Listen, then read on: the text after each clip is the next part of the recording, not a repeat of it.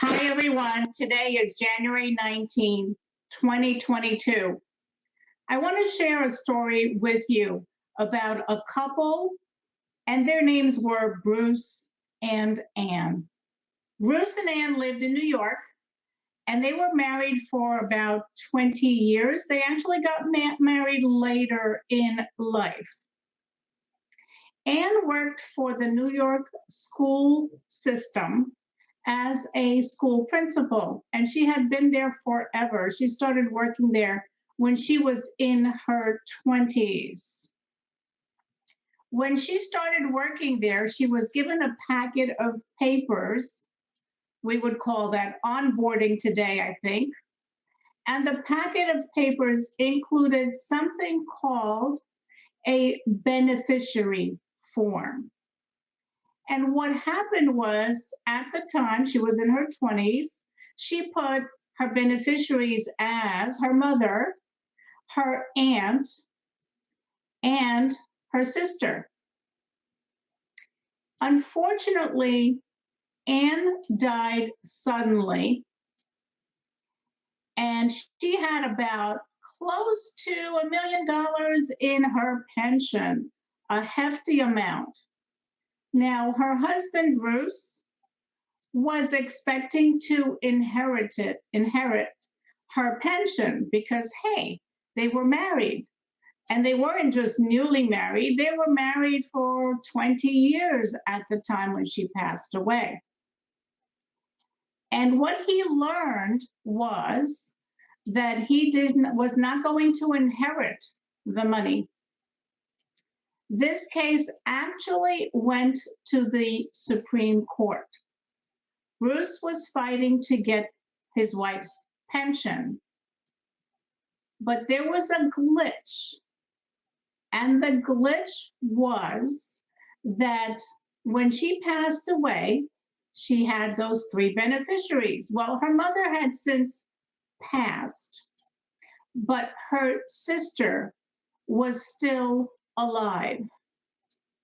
And because Anne had never updated her beneficiary forms, they went by that very first form that she filled out when she first got hired.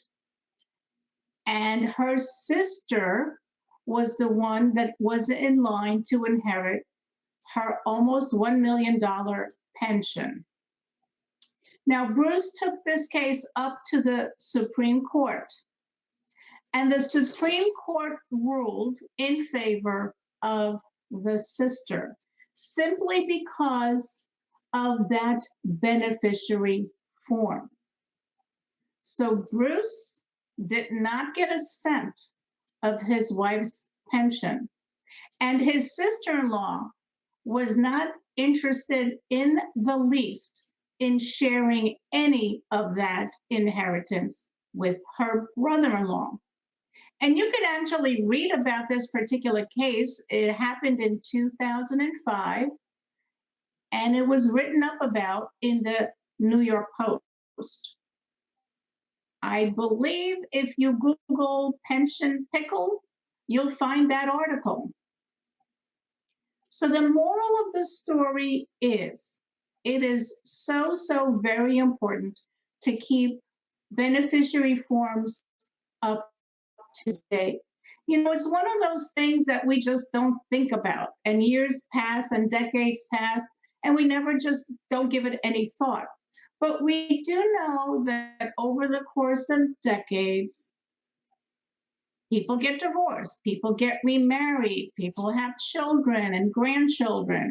And that is why it is so important to keep these forms up to date.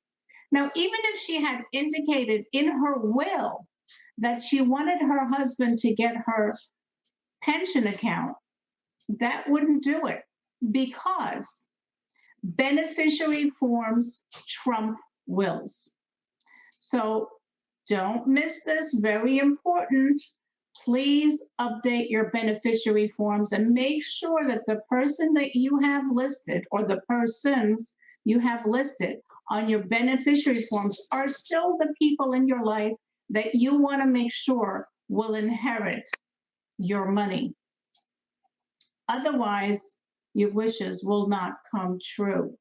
So update those forms and do it every year because that'll make it easy to remember to make sure to do once a year to make sure that they are indeed up to date. So to summarize, it is important to keep your beneficiary forms up to date. You'll find those beneficiary forms attached to your IRA, your 401k plan, and so on. If you'd like to see more of these shows, please go to the Sara Finkelstein Show .locals, LOCALS.com.